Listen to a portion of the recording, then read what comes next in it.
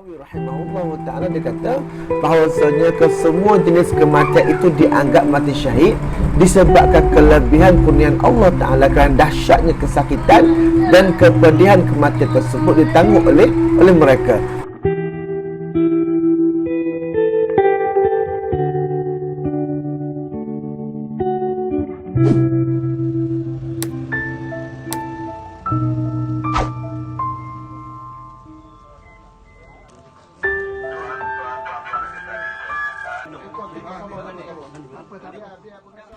Suasana sunyi menyelubungi apabila tiga beradik dikebumikan dalam satu liang di tanah perkuburan Islam Kampung Alur Limbat, Rawai, Bukit Payung, Marang pada Khamis 28 Mei. Jenazah Umar Iskandar 21 tahun, Khairil Firdaus 17 tahun dan Khalif Naim Muhammad 16 tahun disemadikan berhampiran pusara ibu mereka Zakia Bilal Idris pada 6.25 petang. Pengebumian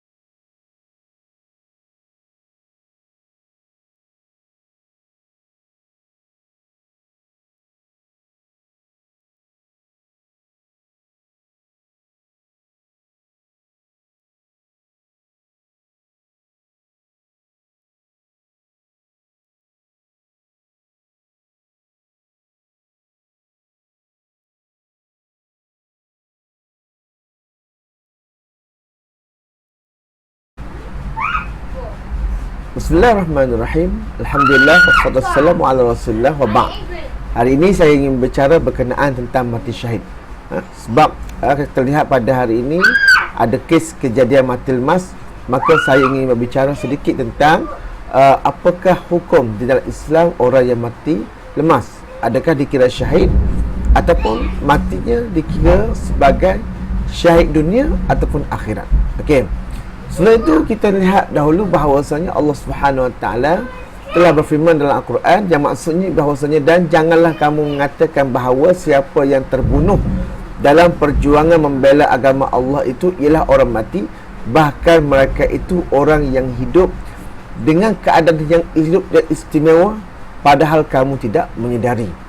Jadi ini adalah hukum ataupun kelebihan mereka yang mati syahid fisabilillah. Maka bagaimana pula dengan mereka yang mati syahid disebabkan oleh sebab-sebab yang lain?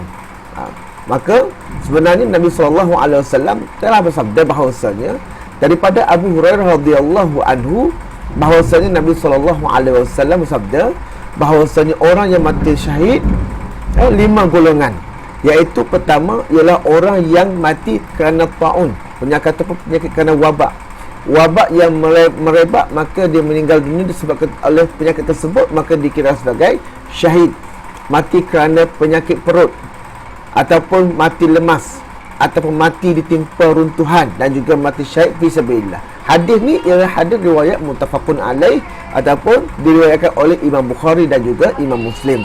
Jadi kalau kita lihat di sini, orang yang mati kerana lemas itu sebenarnya di sisi Allah Subhanahu Wa Taala mempunyai satu kedudukan yang istimewa. Walaupun ianya tidaklah seperti golongan yang mana mati syahid fisabilillah, tetapi mereka ini dikira sebagai mati syahid. Kalau kita lihat di sini, apa yang telah dikatakan oleh Imam Nawawi rahimahullah ta'ala, dia kata bahawasanya kesemua jenis kematian itu dianggap mati syahid disebabkan kelebihan kurniaan Allah Ta'ala kerana dahsyatnya kesakitan dan kepedihan kematian tersebut ditanggung oleh mereka. Jadi golongan ini mendapat kelebihan kerana kesakitan yang mereka lalui sebelum daripada tempoh kematian mereka. Cuma bagaimana pula dengan pembahagian mati syahid? Maka Imam Ibn Hajar Asqalani menyatakan dalam Fathul Bari, dia kata bahawasanya mati syahid itu terbagi pada 2 golongan. Pertama, syahid dunia dan akhirat, iaitu mereka yang gugur ataupun terbunuh fisabilillah. Maka mereka ini tergolong dalam syahid dunia dan akhirat.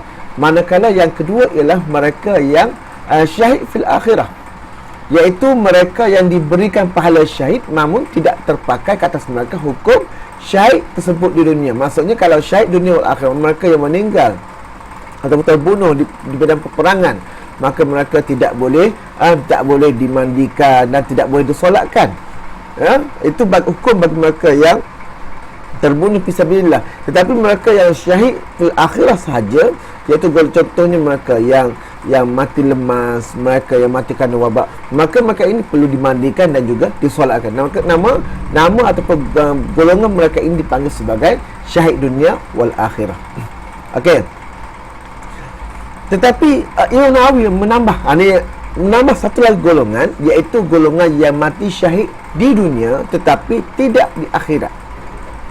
Nah, mereka yang mati syahid di dunia, syahid dunia tetapi tidak akhirat, iaitu mereka yang dikatakan mereka yang mati terbunuh dalam peperangan melawan orang kafir, tetapi ada halangan ke atas mereka seperti niat yang rosak dan ketika lari di medan perang.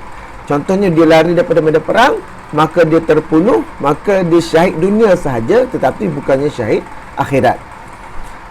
Maka kesimpulan daripada apa yang saya nak nyatakan pada petang ini ialah mereka yang meninggal dunia kerana mati lemas, seperti kes yang berlaku dalam Sahih 2 ini, maka dia termasuk dalam golongan syahid fil akhirah. Syahid fil akhirah, iaitu mereka ini diberikan keringanan di dalam fitnah ketika di dalam kubur, dan mereka ini dapat dapat memberikan satu keistimewaan kepada ibu bapa mereka. Keistimewaan kepada ibu bapa mereka. Mudah-mudahan ibu bapa mereka mendapat sedikit suntikan, sedikit semangat bahawasanya anak-anak mereka yang mana yang lemas tadi sebenarnya di sisi Allah Subhanahu Wa Taala ialah mereka yang syahid fil akhirah. Jadi, wabillahi taufiq wal hidayah. Assalamualaikum warahmatullahi wabarakatuh.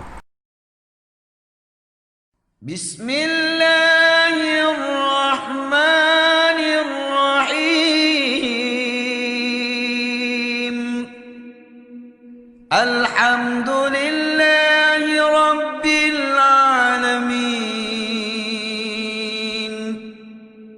Ar-Rahmanir Rahim.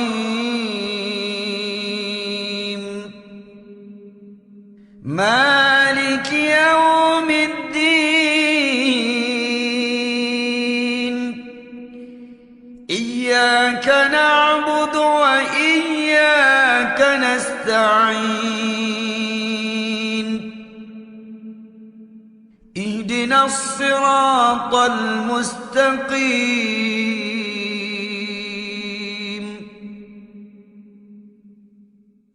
Siratal ladzina an'amta 'alaihim ghairil maghdubi 'alaihim